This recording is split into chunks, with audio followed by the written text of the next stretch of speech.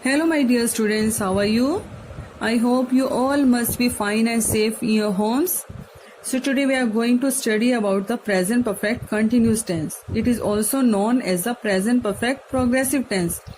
So, let's see the definition. It shows that something started in the past and is continuing at the present time. So, we can say the work which had just started nearby in the past and has just stopped, and its results are being seen in the present time. Okay, so let's see the example and try to understand it with an example.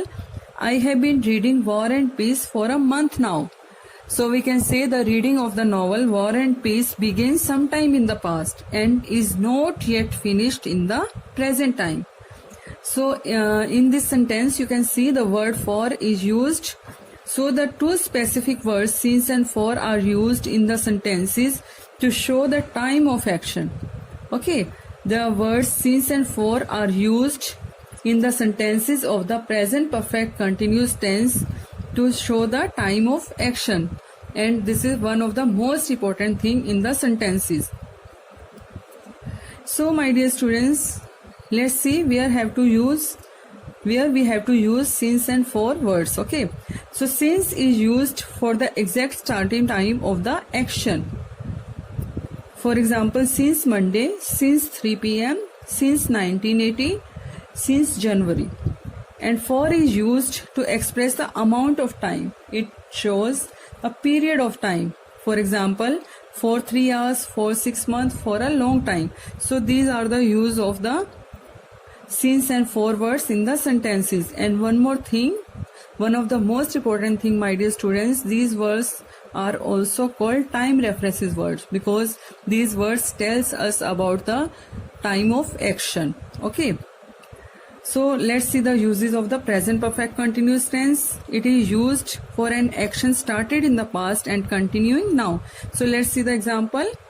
He has been driving SUV since 2000. The children have been playing cricket for the last 2 hours. So in two sentences you can see the action which began sometime nearby in the past and is still continuing and is still going on. So it is used for the duration of an action from the past to now. It is used to express an action which is already finished but whose effects are results still continuing. Okay, but the result of these actions we can see in the present time. For example, the boy is wet because he has been playing with water. The boys are resting now because they have been running around the town all day. So in two sentences you can see the work that has been finished before, but the result of it is still going on and it is yet to be seen in the present time. Okay, so these are the uses of the present perfect continuous tense. Now see the formation of the sentences in the present perfect continuous tense. So as you know, my dear students, the present perfect continuous tense is the combination of the present continuous tense and present perfect tense. So it is formed by placing has or have plus being plus verb in the ing form.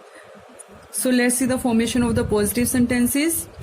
The positive sentences are made by subject plus helping verb, has been or have been plus first form of the verb plus ing plus object plus time references word like since and for, as I told you, as I explained you.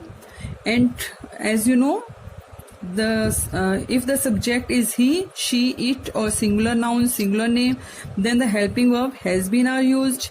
If the subject is they, we, you, plural and plural noun, then the helping verb have been are used. So let's see the example. She has been singing for 10 years. We have been studying since 1 o'clock.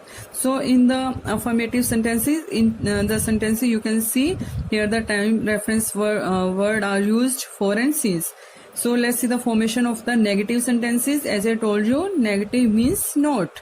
So first of all we are going to put here subject plus has not been or have not been plus first form of the verb plus ing plus object plus time references word like since and for. And as you know, not is added remember that not is added between helping verbs has been or have been. Okay, so it becomes has not been or have not been. So the negative sentences are formed by placing not after the has or have, and the other rules are same as I told you. So let's see the example. She has not been singing for 10 years. We have not been studying since 1 o'clock. So let's see the formation of the interrogative sentences.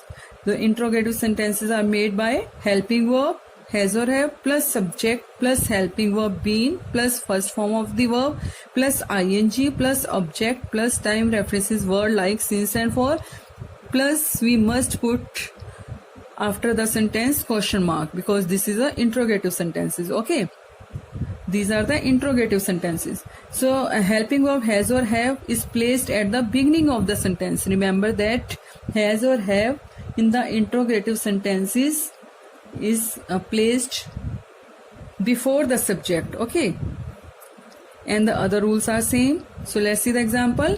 Has she been singing for 10 years? Have we been studying since 1 o'clock? Okay, so let's see the formation of the interrogative negative sentences.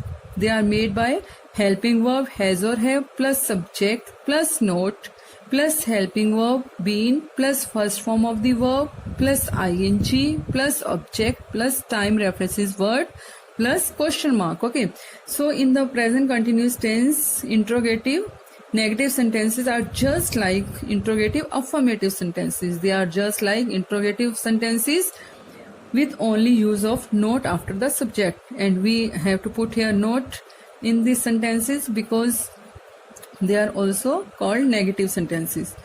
So let's see the example. Has she not been singing for 10 years? Have we not studying since 1 o'clock? So my dear students, I hope the topic will be cleared by now. Read this topic carefully and do this topic carefully. Okay, thank you.